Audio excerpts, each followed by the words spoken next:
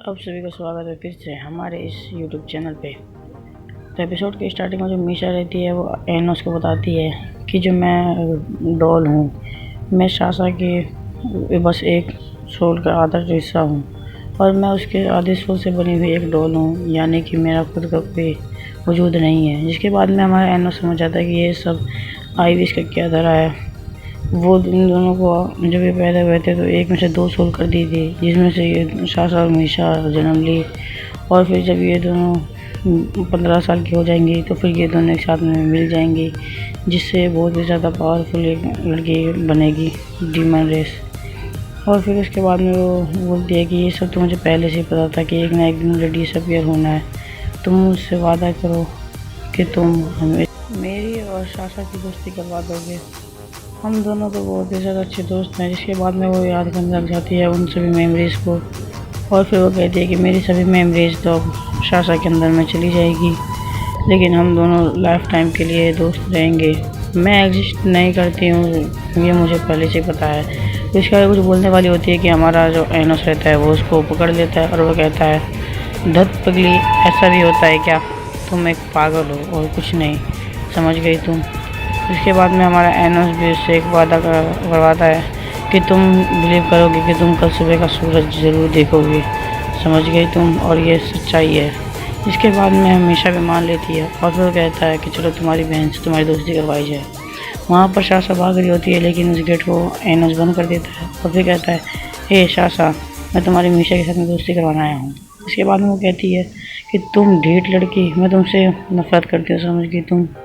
उसके बाद में वो जो एनोस रहता है वो कहता है कि मैं तुमसे जवाब पूछ रहा हूँ। इसके ऊपर वो कहती है कि मैं एक मैजिक सर्कल को बनाऊंगी, अगर जो तुम इसकी एनर्जी को रोक पाए तो फिर मैं तुम्हारे सवाल का जवाब दूंगी। इस पर हमारा एनोस भी भाई प्यार से मान जाता है। वो कहता है कोई गल नहीं। जिसके बाद में हम लोग देखते हैं जो शासा रहती है वो वहाँ पर एक मैजिक सर्कल को ड्रॉ करने लग जाती है। वो उसे डांस करके ड्रॉ करती है और फिर उसे एक्चुअल में लास्ट में ड्रॉ कर लेती है, जिस पर फिर एनोस भी आसानी से हमारा बिल्कुल ही उस जेक्सिस एंड डेल्ट वाले पावर को एब्जॉर्ब कर लेता है। जिसके बाद में उन सभी को उससे पूछता है कि तुम जवाब दो, जिस पर जो शासा रहती है वो कहती है कि तुमने इसे कंट्रोल कर लिया है। और फिर वो मीशा को अपने पास बुलाती है, जिस पर एनोस भी मान जाता है, वो उसको भेज देता है। और फिर वो दोनों एकदम आमने सामने होते हैं। और फिर जो मीशा रहती है उससे शासा से पूछती है, फिर शासा से जवाब देती है, जब मेरी डिमोनिक ऐसे हर कोई डरता था, हर कोई मेरे पास आने से डरता था, बस तुम उस टाइम तुम ही थी जो कि मेरे पास आती थी। मैं तुम्हारे वजह से अपने डिमोनिक ऐस पर कंट्रोल कर पाती थी और मैं सभी के साथ, अपने दोस्तों के साथ में भी खेलती कूदती रहती थी, लेकिन तुम हमेशा सिर्फ पढ़ती ही रहती थी और मैं चाहती थी तुम्हें हमेशा ज़िंदा करना। मैंने अपने 14 साल पूरे मर्जी से जी लिए हैं और फिर उसके बाद में मैंने सोचा कि कोई तरीका तो होगा ही तुम्हें ज़िंदा रखने का। इसके बाद में मुझे पता चल गया इस स्टाफ के बारे में और इसी स्टाफ से तुम ज़िंदा रह सकती हो। और मैं तुम्हें इतना ज़्यादा दुख दिया है, तुम्हें इसके लिए मुझे रिजेक्ट करना कोई आम बात, बड़ी बात नहीं होगी, ये बहुत आम बात होगी। तुम्हें मुझे रिजेक्ट करना होगा, तुम मुझे रिजेक्ट तो आराम से कर लोगी। मैंने तुम्हें बहुत ज़्यादा दुख दिया है, इवन तुम्हें मार तक दिया था मैंने।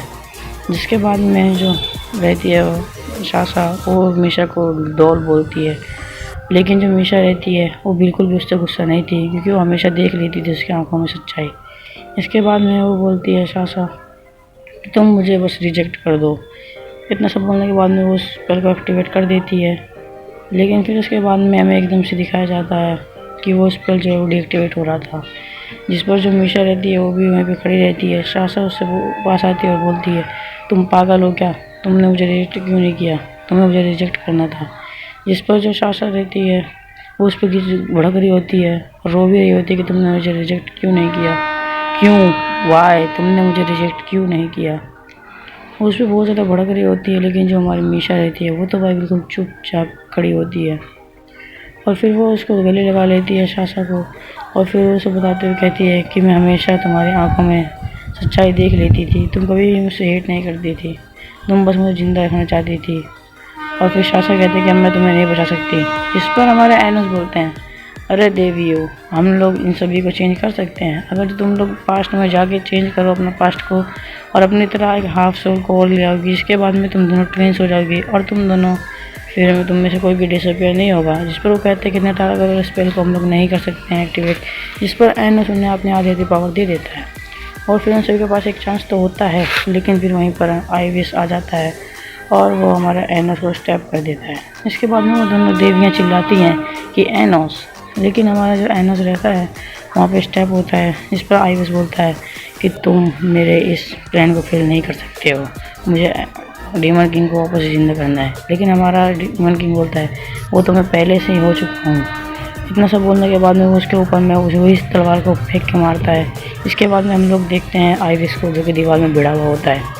इसके बाद में हमारा एनो जो रहता है वो उसको रिवाइड कर देता है, यानी कि समय पीछे चला जाता है और दोनों देवियाँ भी चली जा रही होती हैं। भाई साहब बहुत ही ज़्यादा दोस्ती है इनकी, और देखने में तो कुछ और ही लगा था। लेकिन फिर बदकिस्मती से वो लोग वाइट टाइम में फंस जाते हैं, जहाँ पर वहाँ का जो गॉड रहता है यानी कि गॉड ऑफ टाइम वो आ जाते हैं। जिसके बाद में मीशा पहचान जाती है कि गार्डियन ऑफ द गॉड है। जिसके बाद में हम लोग देखते हैं जो गार्डियन ऑफ गॉड टाइम होते हैं वो आईविस को लाते हैं और फिर उन्हें अपनी पावर दे कहते हैं कि इन सभी को मार दो। आईविस जो होता है उसको जैसे ही इतनी ज़्यादा पावर मिलती है वो बहुत ही ज़्यादा पावरफुल हो जाता है और वो अपने समय मन से टाइम को रोक सकता था। एनोस उसके ऊपर अटैक करता है, लेकिन वो उस अटैक को ही रोक देता है और फिर वहाँ से हटने के बाद में टाइम को वापस से स्टार्ट कर देता है। और फिर उसके ऊपर भी अटैक करता है, लेकिन एनोस उसे रोक देता है सामने बैरियर लगा के, और वो उसको रोक रहा होता है। और फिर हम लोग देखते हैं कि जब वो उसे रोक ही रहा होता है कि पीछे से आ जाता है आईविस और उसको फिर से स्टेप कर देता है। जिसके बाद में आईविस को लगता है कि अब तो ये गया, और फिर हम लोग देखते हैं जो एनोस होता है वहाँ से गायब हो जाता है। जिसके बाद में भाई हर कोई डरेगा कि अब तो एनोस मर गया, तो ये दोनों भी डर जाती हैं। इसके बाद में आईविस हंसता है, लेकिन फिर उसके कंधे पे कोई हाथ रखता है और फिर हमें पता चलता है कि ये तो हमारा एनोस है। और एनोस उससे कहता है क्या हाल चाल है, और फिर हमको पता चलता है कि एनोस ने रिसरेक्शन मैजिक का यूज़ किया था, जिसकी वजह से वापस ज़िंदा हो गया। उसके बाद में वो उस जगह का टाइम स्टॉप कर देता है आईविस, और फिर उसके बाद में लड़कियां तो रुक जाती है, लेकिन हमारा एनोस वो तो भाई साहब किंग है, वो थोड़ी ना रुकने वाला है। हमारे एनोस को देखने के बाद में आईविस कहता है ये क्या, ये कैसे चल पा रहा है, ये कोई इंसान तो नहीं हो सकता है। इसके बाद में वो हमारे एनोस पर अटैक करता है, लेकिन हमारा एनोस उसे रोक देता है, जिस पर वो कहता है कि आज तुम नहीं बचने वाले हो आईविस। लेकिन फिर हमारा एनोस कहता है अगर जो इन दोनों को मेरे पे विश्वास हुआ कि मैं नहीं हूँ डीमन किंग 2000 साल पुराना जो कि रीइनकार्नेट होकर आया है, तो मैं तुम्हें आज ज़रूर उठा के रहूँगा। वो ये सब बोल ही रहा होता है कि वो सोचता है कि क्यों ना मैं इनके ऊपर का मैजिक बैरियर हटा दूँ। इसके बाद में वो उन दोनों का मैजिक बैरियर को हटा देता है, और फिर हम लोग देखते हैं वहाँ पे बहुत बड़ा ब्लास्ट हो जाता है। और ब्लास्ट को हटने के बाद में साशा और मीशा जो रहती हैं वो कहती हैं हमें तुम पे पूरा यकीन है एनोस कि तुम डीमन किंग हो जो कि 2000 साल पुराने हो। उसके बाद में वो दोनों के दोनों पास्ट को अपने चेंज करने के लिए चले जाते हैं, और फिर वो लोग अपने मेमोरीज को कुछ याद करते हैं जो कि उन्होंने एक साथ में बिताई है। और फिर हम लोग देखते हैं कि वो लोग एक सोल जो रहती है उन दोनों को टच कर देते हैं, और फिर उसके बाद में वो दोनों अपने पास्ट को भी चेंज कर देते हैं। जिसके बाद में हमारा एनोस बोलता है बहुत अच्छे, और जो आईविस होता है उसकी तो बैंड बजी हुई होती है। और फिर हमारा एनोस कहता है कि अब इन दोनों का तो पास्ट चेंज हो गया है, अब मैं तुम्हें सज़ा देना चाहता हूँ कि तुमने मेरे से यानी कि डीमन किंग से पंगा लेने की गुस्ताखी कैसे करी। उसके बाद में वो अपने स्वॉर्ड ऑफ डिस्ट्रक्शन को ले आता है, और फिर उसके बाद में वो कहता है कि ये मेरा ही कैसल है और तुमने मेरे से ही लड़ाई करने के बारे में सोचा। और फिर वो स्वॉर्ड को लेता है और आईविस के सर में मार देता है। आईविस के सर में लगने के बाद में आईविस उसको हील करने की कोशिश तो करता है, लेकिन वो उसे हील नहीं कर पाता है। जिसके बाद में आईविस वहीं पर ख़त्म हो जाता है। उसके बाद में हमारा एनोस भी आता है, और फिर उसके बाद में वो उसको रिसरेक्शन मैजिक से वापस से ज़िंदा भी कर देता है आईविस को, और आईविस उसके आगे झुक जाता है क्योंकि अब उसके पास कोई पावर नहीं थी। और फिर उसके बाद में उसको फाइनली डीमन किंग मान ही लेता है। और फिर हमें पता चलता है कि जो डीमन उसके सामने बात करी थी पिछले एपिसोड में वो भी उसकी जा चुकी है मेमोरी। जिसके बाद में एनोस चेक करता है, लेकिन उसे उसकी मेमोरी से कुछ पता नहीं चलता है। और फिर उसी वक्त में वो दोनों भी आ जाते हैं, साशा और मीशा, जो कि अब ट्विंस के रूप में होती है। और फिर उनको देखने के बाद में हमारा एनोस भी बहुत ज़्यादा खुश हो जाता है, और फिर वो उन दोनों को कहता है और क्या हाल है देवी हो, तुमने अपना पास चेंज कर लिया। और फिर उसके बाद में दोनों के दोनों बहुत ज़्यादा खुश होते हैं, जिस पर साशा बोलती है मुझे माफ़ कर देना, लेकिन भाई उन्हें तो कुछ फर्क नहीं पड़ रहा होता है। फिर हमारा एनोस मीशा का हाथ मांगता है। मीशा पहले तो थोड़ा सा नर्वस होती है, लेकिन फिर उसके बाद में वो अपना हाथ दे देती है। और फिर हमारा एनोस जो रहता है वो उसको वही अंगूठी दे देता है जो कि उसने वहाँ पर ट्रेजर रूम में देखी थी। जिसके बाद में उसका हैप्पी बर्थडे बोलता है और फिर कहता है कि तुम्हारा आज फिर से नया जन्म हुआ है। जिसके बाद में वो बहुत ज़्यादा खुश होती है और हमारी जो सासा रहती है वो भी उसको हैप्पी बर्थडे गिफ्ट कर बोलती है, गिफ्ट थोड़ी देती है, वो सिर्फ बोलती है। और फिर वो लोग एनोस को फाइनली डीमन किंग मान लेते हैं। इसी पर ये एपिसोड ख़त्म हो जाता है। प्लीज़ यार वीडियो को यार वीडियो को लाइक करके चैनल को सब्सक्राइब कर दिया करो यार।